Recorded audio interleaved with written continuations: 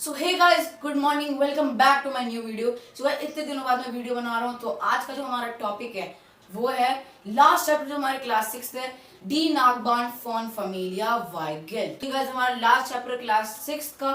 उसके बाद हम स्टार्ट करेंगे क्लास 7। ठीक है, तो without wasting any further time let's start the chapter. So guys, move to the first topic of the chapter जो है हमारा वर्ब कॉन्जुगेशन एक्सप्रेशन का। तो गाइस देखो, एक्सप्रेशन वर्ड का मतलब होता है टू स्पीक, बोलना। बोलने को हम क्या कहते हैं? एक्सप्रेशन। अब उसके वर्ब कॉन्जुगेशन देखते हैं।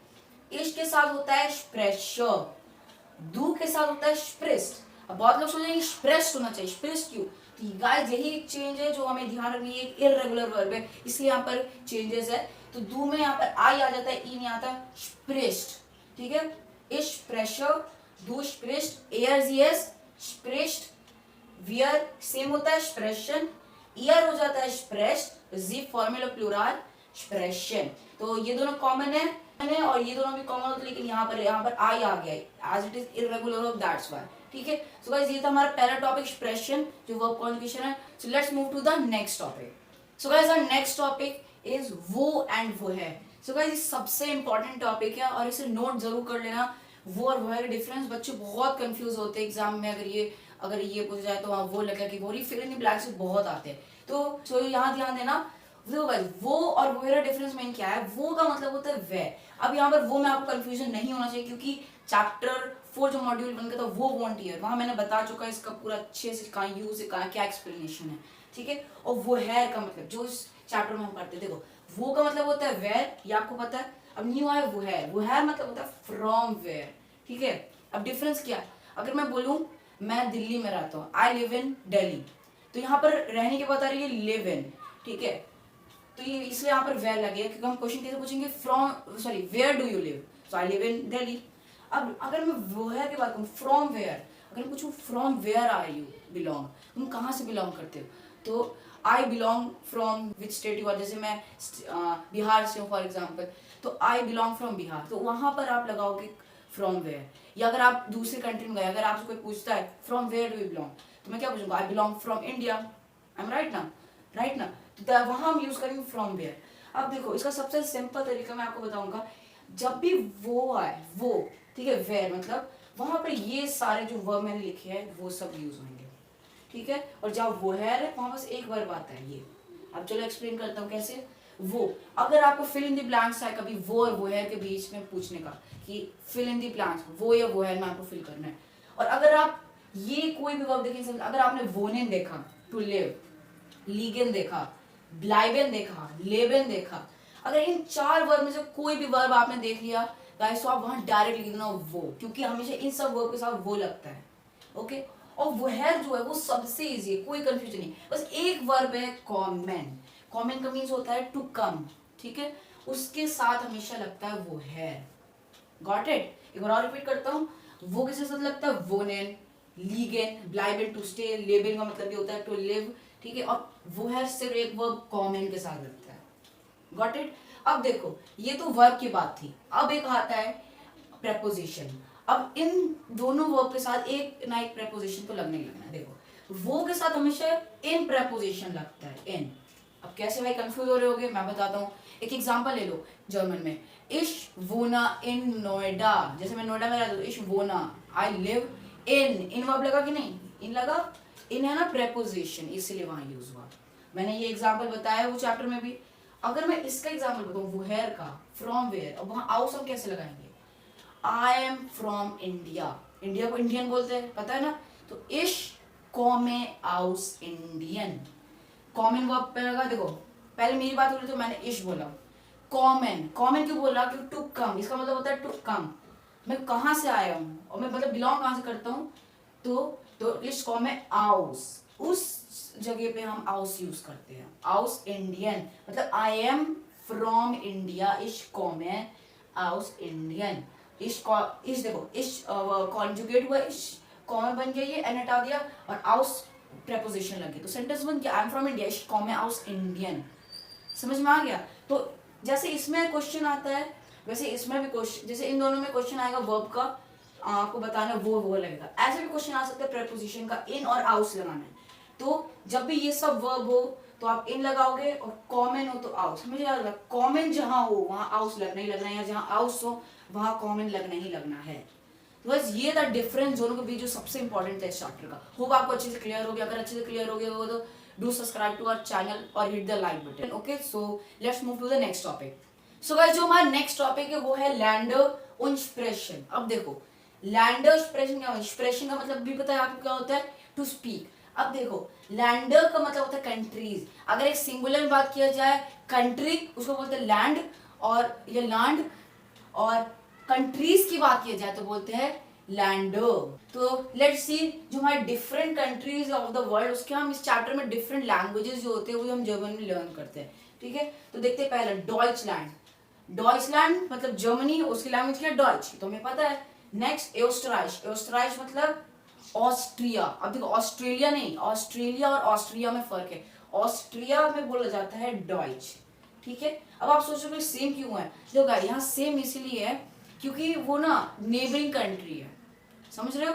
अब जैसे मान लो इंडिया की नेबरिंग कंट्री है जैसे नेपाल, वहां के लोगों को हिंदी पता है क्योंकि वो नेबरिंग कंट्री। अब देखो पाकिस्तान चले जाओ, पाकिस्तान नेबरिंग कंट्री, इसलिए वहां भी हिंदी आते लोग। इसलिए यहाँ पर लैंग्वेज ज्यादातर जो नेबरिंग कंट्रीज का होता है ना वो सेम होता है। दैट्स व्हाई डॉइच है। नेक्स्ट देखते हैं, नेक्स्ट हमारा पोर्चुगल। पोर्चुगल मतलब पोर्तुगल, भाई उसकी जो लैंग्वेज है वो है पोर्चुगीजिश। पोर्चुगीजिश, ओके।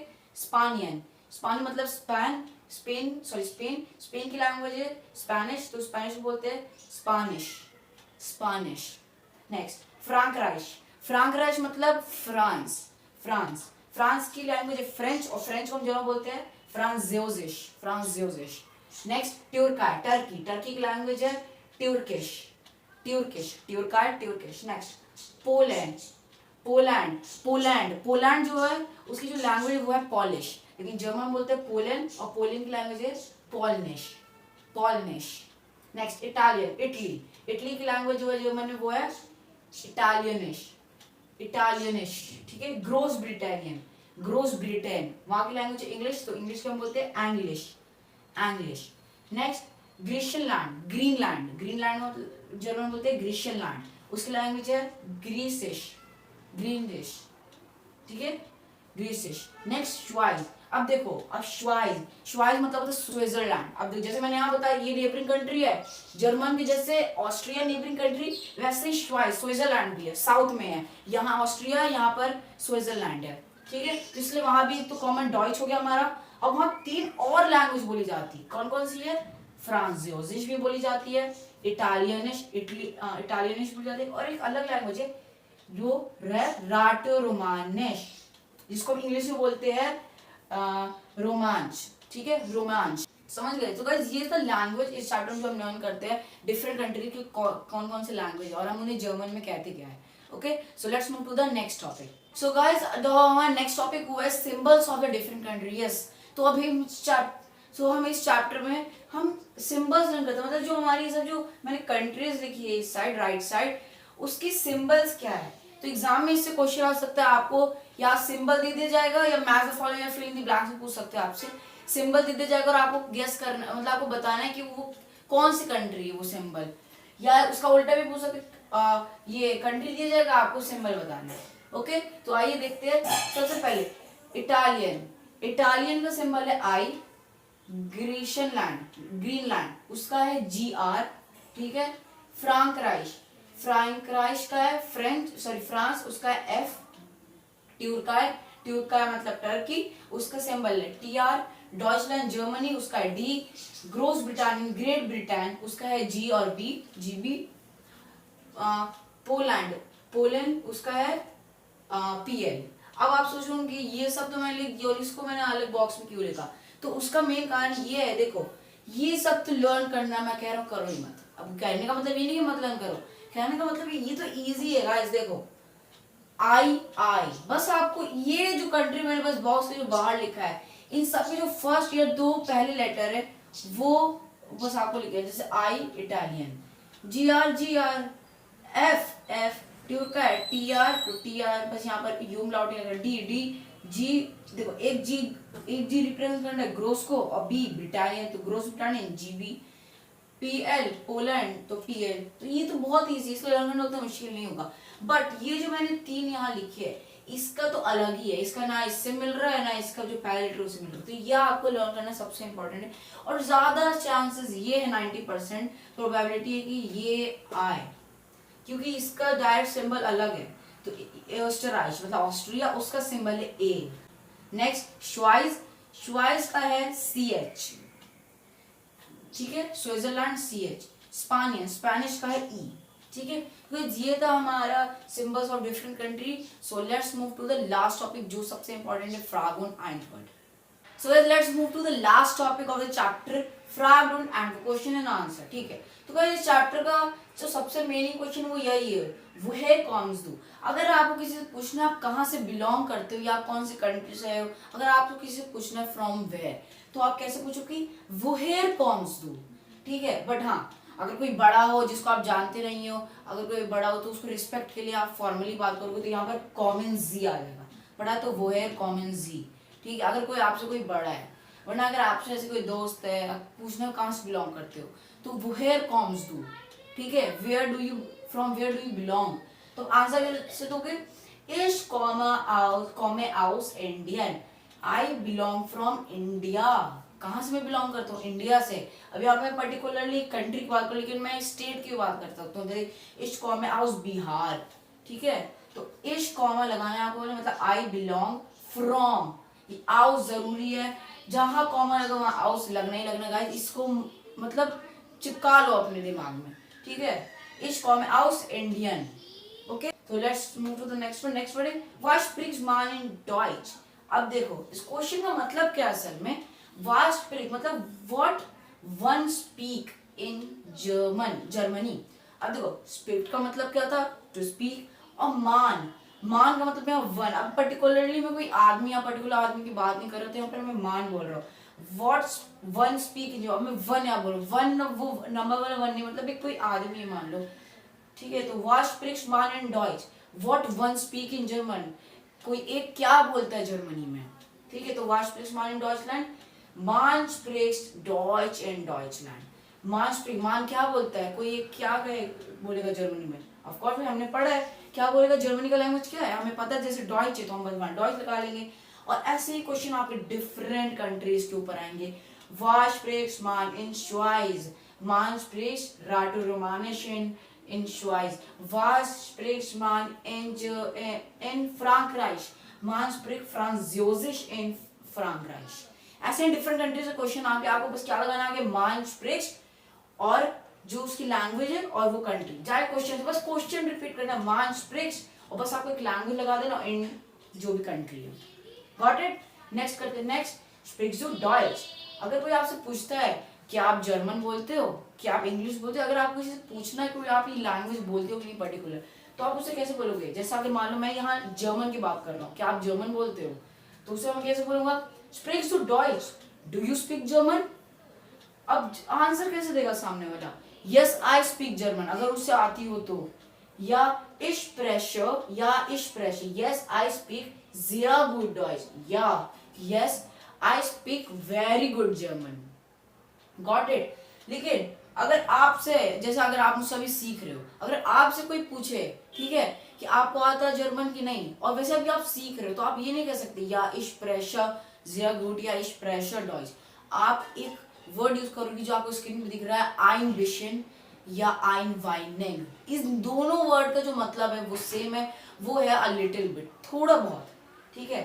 तो या इश pressure sehr gut Deutsche, yes I speak little bit of German, मैं थोड़ी बहुत जर्मन बोलता हूँ, मतलब मुझे अभी पूरी नहीं आती, थोड़ी बहुत आती है वो मैं बोलता हूँ, ठीक है। तो आप ऐसे दे सकते हो, या इश प्रेशर sehr gut डॉइच, या इश प्रेशर आइन वाइनिंग या आइन विशन डॉइच, या इश प्रेशर गुड डॉइच। अभी तो पॉजिटिव, नेगेटिव में आंसर कैसे देंगे, 9 में, तो 9 इश प्रेशर nicht sehr gut डॉइच, no I don't speak very good German. Got it. So ये था हमारा लास्ट टॉपिक इस चैप्टर का, और गाइस इसी के साथ हमारा जो हम इतनी मेहनतों के बाद क्लास 6 का जो हमारा जर्मन है वो एंड हो चुका है। So guys thank you for your support, जो भी हमारे अब तक सब्सक्राइबर गेन हुए इन सबको lot of thank you for support, ठीक है। जाते जाते मैं आपको एक होमवर्क देता हूँ जो आप स्क्रीन पे देख रहे हो। अब आपको इस होमवर्क में बताना है या वो आएगा कि वो है आएगा, ठीक है। तो गाइस मैं आपको टाइम देता हूँ 1 वीक का। मैं नेक्स्ट वीक जो वीडियो आएगी मेरी, वो मैं उस वीडियो में टॉप सब्सक्राइबर्स या top comment of the week बताऊंगा, उनका नाम शाउट आउट करूंगा। सो गाइस डू कमेंट, जो यहाँ पर वो लगेगा कि वो है लगेगा। ओके सो गाइस अगर आपको वीडियो अच्छी लगी प्लीज गाइस प्लीज सब्सक्राइब करना। आपका टारगेट है 1K सब्सक्राइबर, बस 1K गाइस, इतना मैं आपको टारगेट दे रहा हूँ। Please subscribe to our channel, क्योंकि मैं इतना अच्छे से पढ़ाता हूँ, होप आपको समझ में भी आता होगा। और अगर अच्छे से समझ में आएगा तो hit the like button as well and comment as well. Okay will gonna meet in next video जो है ईमेल स्ट्राइब इस चैप्टर के लास्ट, ठीक है। Okay will gonna meet in next video, till then our videos in, bye.